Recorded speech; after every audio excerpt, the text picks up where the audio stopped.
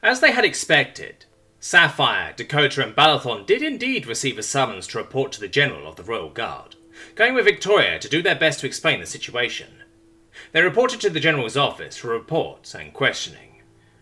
So, you claim to have encountered a force far beyond anything we have seen in decades that far out, to the point that it actually seems ludicrously excessive for the task at hand, and yet you managed to not only miraculously save 5 children from a fallen keep that had been picked clean, but also save another keep currently resisting this overwhelming force without taking a single casualty yourself?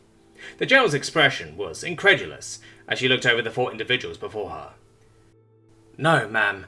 Jarek's found the kids, one of your own, and we very nearly lost 2 of our own in the following battle, not to mention the damage Jarek sustained. He clearly gave everything he had to save the keep, the inhabitants of the keep, acting with both honour and bravery, going above and beyond his assigned orders, Dakota replied, in her well-trained diplomatic voice. Yet we have no way of verifying with either Zarko, Redex or Jerex at the moment. Most convenient, the General replied, still not letting go of her suspicious tone. Jerex did in fact verify the report this morning, though it happened through Lady Deriva and her son, Luke Deriva, Victoria added, also using a very respectful tone. Sapphire elected to just shut up so she didn't insult the General by accident, but honestly, after all the shit they had gone through, to be accused of lying of all things was more than a little insulting. And how do you know that was Jarex's testimony?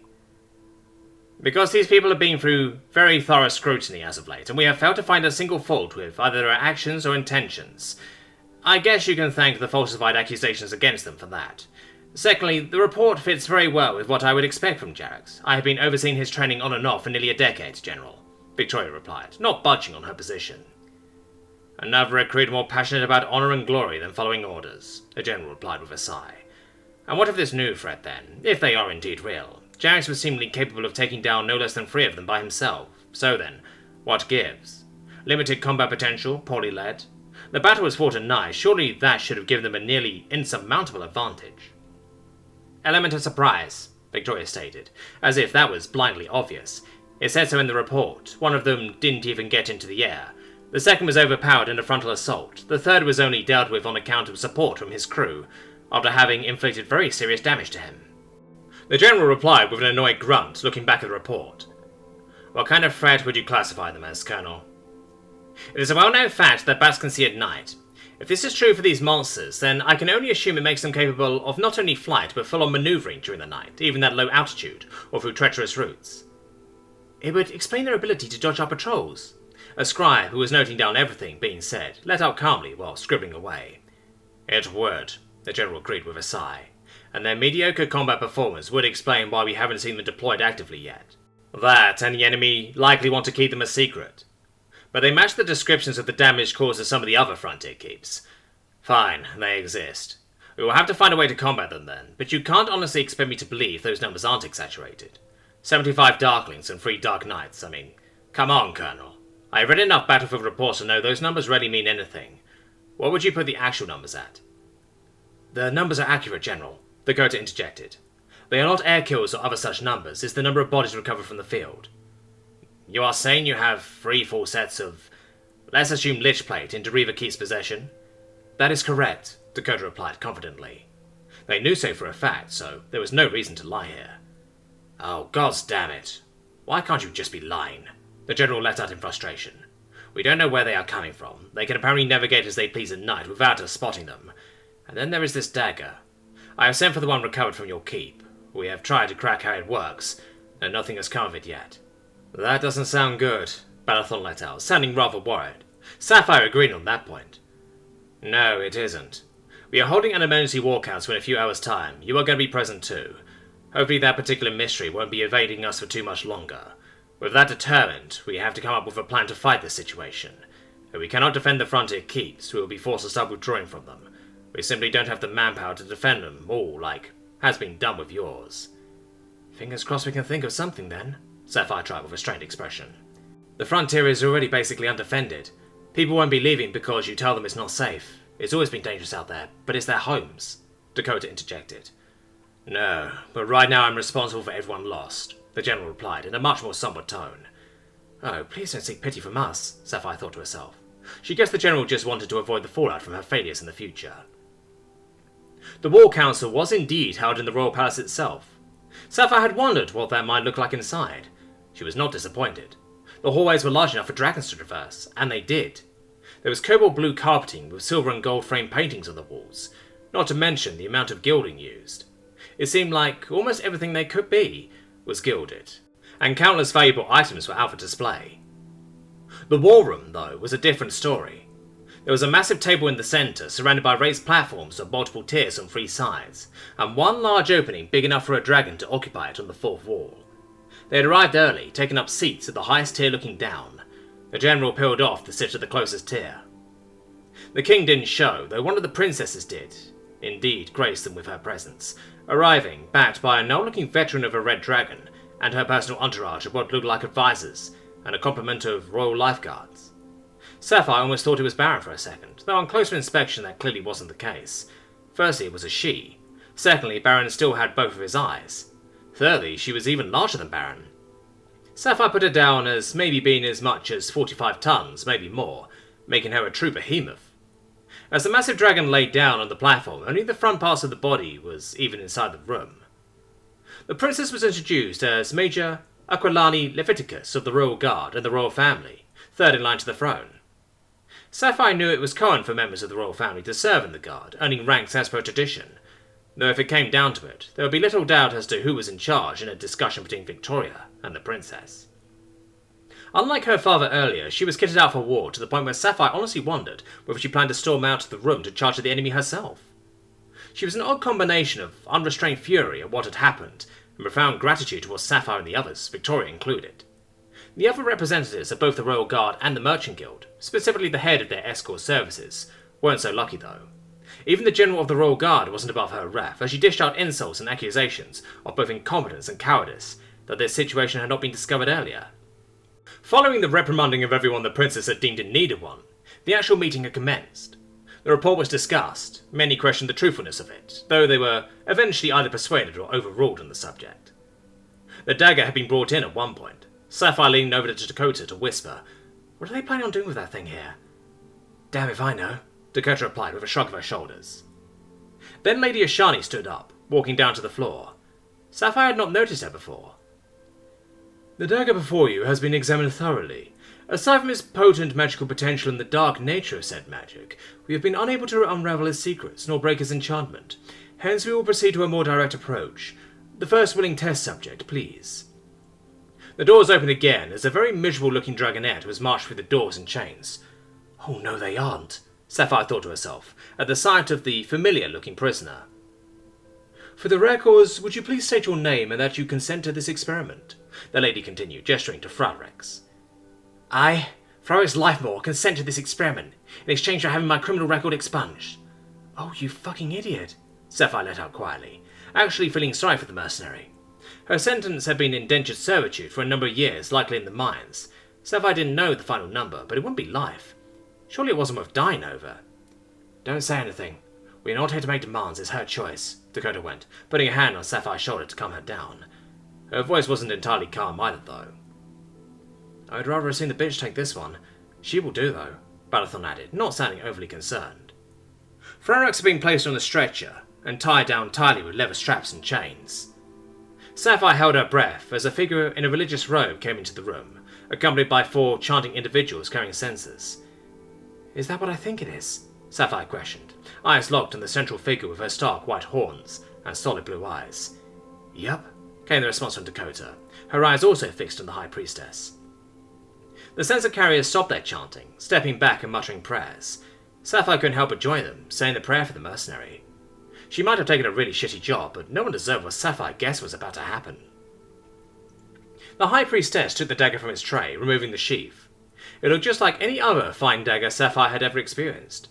The priestess gave Frelex a light cut in the forearm and stepped back to see if anything happened, though nothing did. Sapphire had to look away for what came next, as they proceeded to get more and more violent with the blade. Stabbing Frelex in the gut, the mercenary letting out a blood-curdling scream, also receiving no reaction. Eventually, the High Priestess said her final prayer, stabbing her through the heart, driving the slender blade in deep, as Frelex writhed and struggled. The effect was immediate. The priestess got flung back hard enough to smash the thick wooden railing on the first level, her 4 sensor bearers dropping to the floor, the sensors clattering to the ground with them. Thorax writhed and fought against her restraints as a black stain spread from the wound, quickly engulfing her in darkness. Sapphire covered her ears as her scream turned twisted, her back arching up as she roared out with all her might.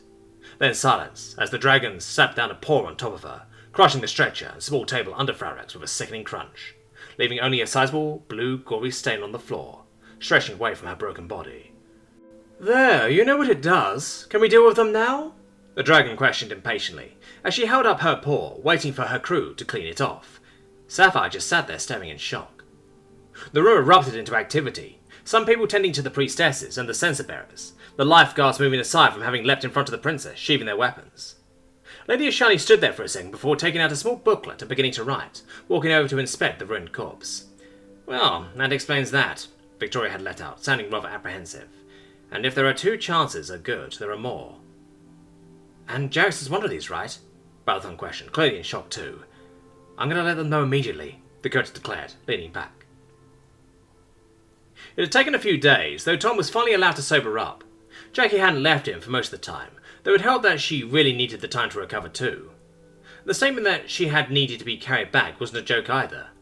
Apparently she and Ethera had climbed a tree to get enough speed to get the 2 of them airborne. She had pushed herself far beyond anything that could be considered a good idea, and she had paid the price. The Nook had her running her wings through a series of exercises to try and get her back in the air as soon as possible, but other than that she was not allowed to use them at all. Sarko had returned along with Ryuki, the silver huntress from Deriva. She had come by to say hi during one of Tom's more awake moments. She apparently expected Jarrus to be flight-worthy within a few days. He won't be fit for a fight, but he'll at least be to the point where he could take to the wing for some testing to make sure everything was fine. He wouldn't be pulling any hard maneuvers or daring dashes across the sky, but he should be able to make the journey just fine.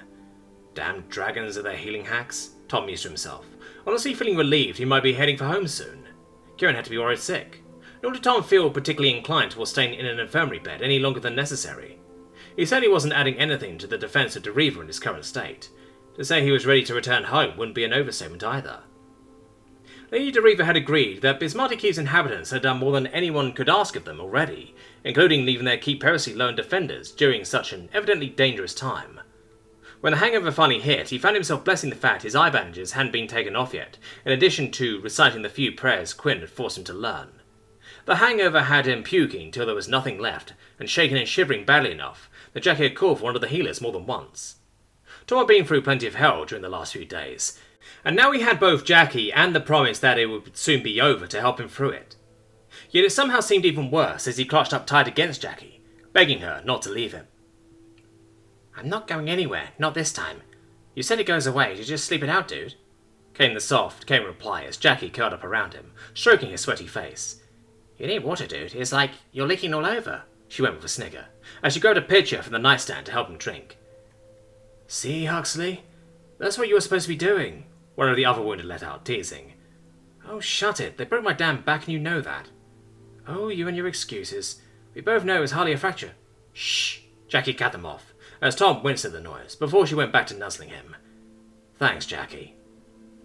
The mother of all hangovers had lasted a full day and well into the night, but mercifully the next morning brought with the clearest mind Tom had possessed in damn near a week. Jackie had brought breakfast up as he cautiously tried to eat something to see if it would stay down. Much to his relief, the bucket hadn't been needed, and Quinn had even cleared him to have a walk around for a bit. In fact, she insisted he should get up and move as much as he could. He had needed a hand to get to his feet. Luckily, he had Jackie on hand, ready and willing to help out, even if she found it a tad too funny that he was the one struggling this time, as he stood there on shaky feet. "She was not going to stab me in the back while we walked down the corridors, is she?" "Nah, I think she got time to calm down a bit. I think it helped that I promised to keep the gun loaded for myself if she did," Jack replied, not missing a beat.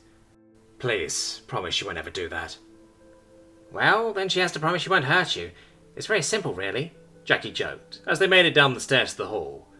Tom still hadn't been allowed to take the bandage off, though the Nook had promised she would take a look at it tomorrow, to see if it was time. Jackie had led Tom to a table somewhere towards the big door to the outside, which, judging by the air, was currently closed. "You sit here for a moment. I'll be right back. Watch him," Jackie went, as she let go of him, running off. "I guess I'm the designated guardian, then," Jarek spoke out from above, Tom looking up towards the sound. "I guess so. How are you holding up?" Better than you, it would seem, the dragon replied with a concerned chuckle. Not much of an achievement. No, but really, you doing okay? Yeah, I guess. It's been a different week, that's for sure. No rest for the weary.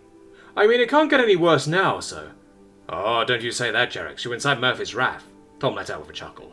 Who? Jarix questioned, clearly not following as Tom chuckled at his own joke. It's just an old saying. It can always get worse. Hopefully it won't, though. I don't think I would survive that.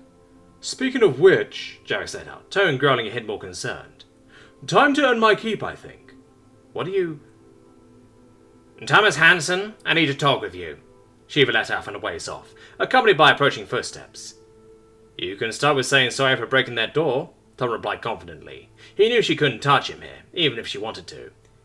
I need to know. Is she telling the truth? You didn't... Oh, you know, she replied, in a tone of strained indignation. Yes, she is. If you aren't going to start screaming and swinging axes around, you might even get the whole story, but... Yes, I have my promise to the letter, Tom replied, putting a heavy emphasis on the last part. See, I told you so. This is the part where you say sorry, Fengi added in, apparently having been sitting at the table all along. There was a bit of a pause before Shiva responded, Jackie fucking loves him. For the record, Tom did try to stop her from leaving, Jerry said it from above. I think that's rather important. I'm sorry. I just didn't believe her, Shiva finally replied, sounding completely defeated.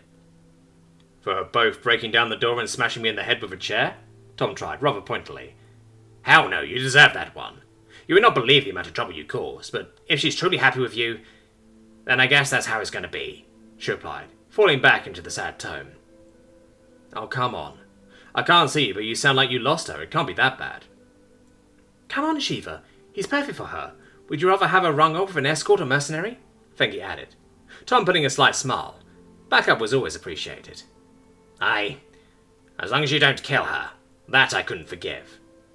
Who says I could? Tom protested, as sincerely as he could. It wasn't hard to manage. He honestly didn't know what he would do in that situation, nor did he feel like thinking about it. I did try to stop her from going... Kinda hard to order someone who's deaf, though. She wouldn't have listened even if she could, nor could that little whelp Luca have made it, Shiva let out, as she sat down with a sigh. You might not have claws, but you have dug them in deep. Oh, calm now. I might have made a promise not to bribe Jackie, but don't tell me I have to bribe you. No, I will not take a bribe. You will continue to prove yourself worthy of the last furlong. Unfortunately, she's more than worthy of that name, so I can't stop her. You make it sound like it would only be her in your way, Fengi added, sounding very cocky at the moment. Tom had a feeling the 8-ton dragon currently looming overhead might have something to do with that, though. I don't know what metric you use to measure worthiness, but I'm fairly sure I'm not poor, and I have killed a lot of bad guys so far. Fuck, that's true, Fengi let out, as if something just clicked. Oh, gods damn it! What? Tom questioned, looking towards where he guessed she was. I helped make Jackie the richest woman I've ever known. I'm an idiot, Fengi replied, slamming something into the table that sounded like her head. I'm what now? Jackie questioned from a ways off. Hey, you better not be threatening him. No, I am not. You made it very clear not to touch him, Shiva replied, still sounding displeased at that. Damn right I did, Jackie replied, as she sat something down on the table, sitting down next to Tom, and taking him into an embrace so they were both facing Shiva. Jackie, have you realised how much Tom is worth? Jarvis questioned from above, sounding genuinely curious. He's worth a hell of a lot to me, she replied, clutching Tom a little closer. You won't get in the way of that, she then snapped at Shiva. She hasn't figured it out, Fengi went, sounding more than a little incredulous. Jackie, he's the richest person you have ever touched. Now come on, if anything I'm an expense at the moment, Tom protested. There was a big difference between having a lot of money and having some stuff that was worth a lot after all. Technically speaking, he was fucking broke. Jackie shifted him over to the side a bit, Tom guessing that she was looking him over. Didn't think of that. Mum, aren't you supposed to give a girl something just because? Dad gave you that ring, right? You're not getting married. What? No, I meant just kind of want a gift. I did save you 3 times, Jackie replied with a snicker. 4 if you count yesterday. Tom had to admit that, yeah, he kind of owed her on that front. Rather badly, in fact. What kinds of gifts exactly? Like some jewellery may be a nice thing, Fengi added, seemingly not quite over her earlier outburst.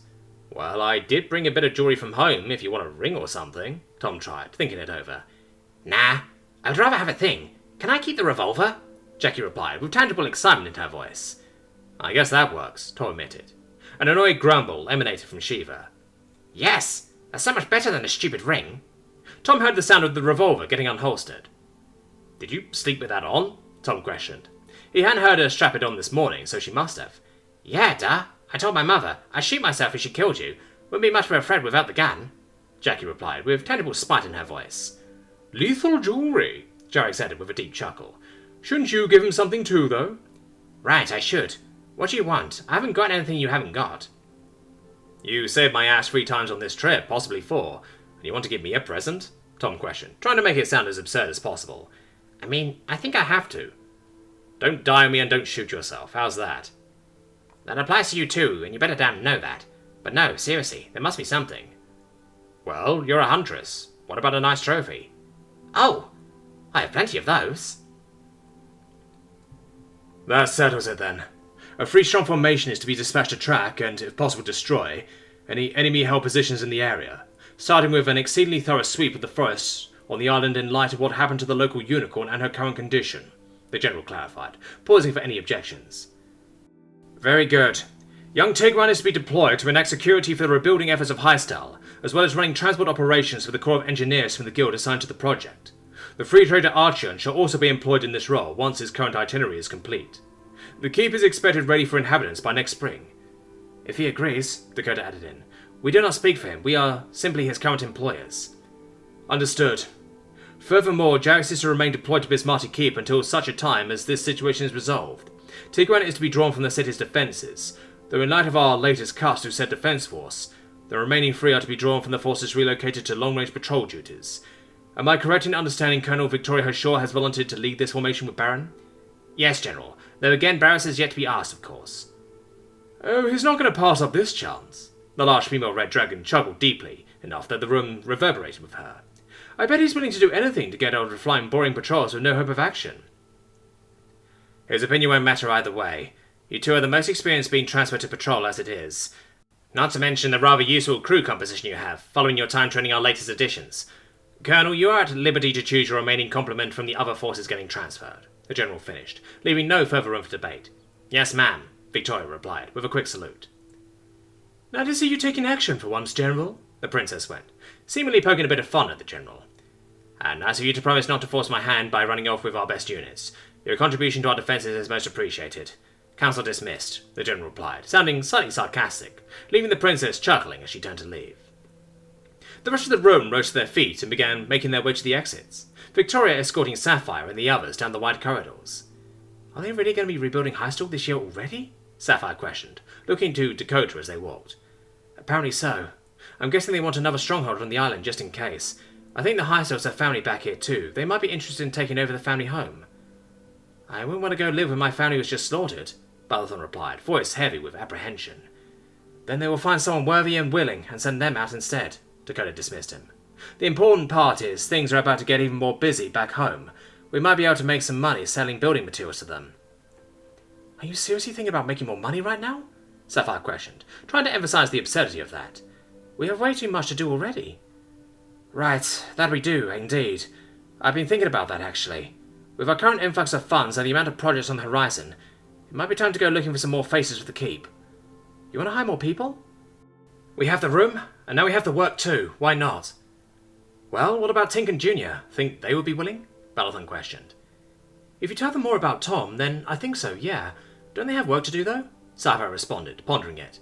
What about Ray? I mean, I know she's, and she can't stay with Tigran now, nor could she do that forever. I think Tink can get the things we need done before we leave. Then he can continue his work at the keep. Might even help take a bit of the load off Tom. He's damn well earned that, Dakota replied, sounding thoughtful. As for Ray, that doesn't matter if we have to work for her on the ground. I, for one, think she would complain a lot less about kitchen duty than Jackie. Sapphire felt a sigh of relief leave her body. She liked Ray, but she was the kind of person you normally couldn't get away with helping. Their situation was everything but normal, though, and for one, she thanked the gods for its absurdity. What about another Huntress or 2? You girls haven't been the best at saying airborne as of late, Balathon added, clearly trying to be funny. Sapphire didn't consider his attempt successful. Someone is getting dropped next time, she replied dryly. But it might not be a bad idea, especially if Jax is going to be staying in the winter. No, I agree. I say we go watch a game then someday. We got lucky with you last time. Yeah, we already tried the street girl approach. Ray might be sweet, but she won't be rivaling Fengi in the air anytime soon. Balathon tried again. Dude! Sapphire snapped at him. Honestly, man. Dakota agreed, shaking her head. Oh, come on, it was a good one. It's not like she's here. Balathon tried to defend himself, holding out his arms wide. No, but she will be, so you better learn to behave with decency. Your tongue has a tendency to slip. Tigwan is heading out as soon as possible, so you lot are swinging by the training fields tomorrow morning. You pick up Ray and wave goodbye to Tigwan. I recommend acquiring the medicine for Esmeralda and Tom today. If you could also convey the request to Ark, that would be appreciated. If he agrees, tell him to accompany you to the training fields. By then, I will have the paperwork in order. Victoria interrupted, rather sternly. Of course, we will let him know, Dakota replied, as they made their way out to the grand structure.